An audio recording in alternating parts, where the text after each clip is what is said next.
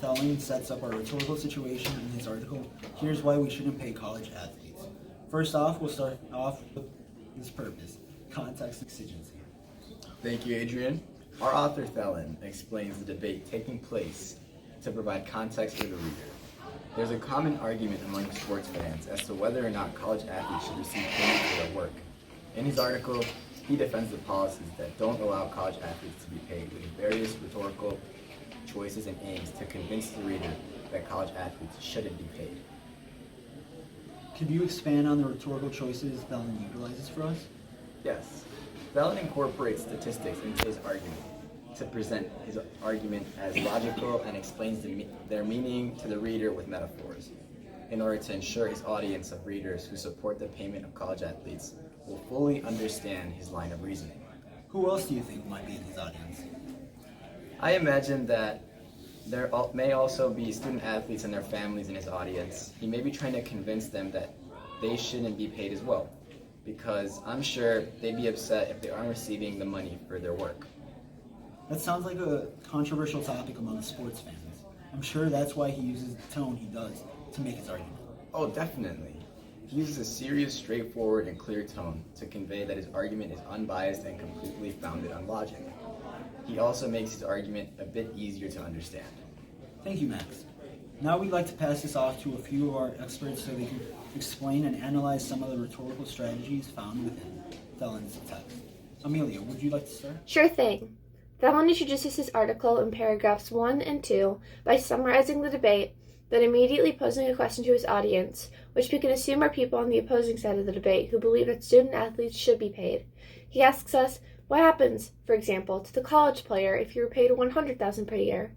Thelen does this to quickly engage the reader's mind in the debate so he can present the rest of the argument. Thanks, Amelia. Natalie also has some ideas to present about the way Thelen explains his argument. Today I wanted to briefly discuss the way Thelen explains his ideas in his article. In his writing, and more specifically paragraphs 3 through 6, Thelen uses a lot of statistics to explain his argument. This might be hard to digest for an average reader, and might reduce how much they understand the article, along with lowering their interest with the text. To make his piece more understandable, Thelen uses the rhetorical mode comparison and contrast. For instance, he provides background on giving a student athlete a $100,000 scholarship versus a $65,000 one. He makes this rhetorical choice to make it more interesting and simple for audiences who don't know much about the financial matters and lives of student athletes. Thanks, Natalie. Amelia, could you please analyze the way Thelen uses contrast to build a better argument? Of course. In paragraphs 7 through 9, Thelen makes the rhetorical choice to use compare and contrast to build a better argument. As Natalie touched on above, Thelen compares two financial models for college athletes, the first being paying the athletes $100,000 salary, and the second granting them a $65,000 scholarship. He explains to his audience of skeptics who believe that the salary model is better by going over the benefits of the scholarship model to persuade the reader that the scholarship model is, in fact, more beneficial to the college athlete than the $100,000 salary.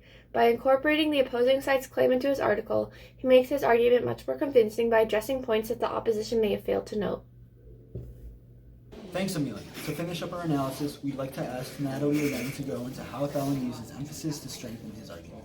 In paragraphs 10 through 11, Thelen emphasizes his main points by summarizing and restating what he said in the main body of his article. By doing this, he drives his main points home to wrap up and simplify his argument. He does this as a final persuasive effort to make his audience of people who support a salary for college athletes change their viewpoint on the topic. And that brings our analysis of Here's Why We Shouldn't Pay College Athletes to a close. To conclude, John R. Thelen, in his article, Here's Why We Shouldn't Pay College Athletes, written in 2016, asserts that college athletes do not need to be paid. Thelen supports his claim by utilizing various rhetorical strategies, such as incorporating statistics, metaphors, and comparisons into his argument. The author's purpose to provide his audience with statistics and explain them in order to persuade the reader that college athletes do not need to be paid. The author also writes in a serious and straightforward manner and tone to logically and clearly present his argument for his audience of people who believe that they should be paid. Thank you everyone for tuning in.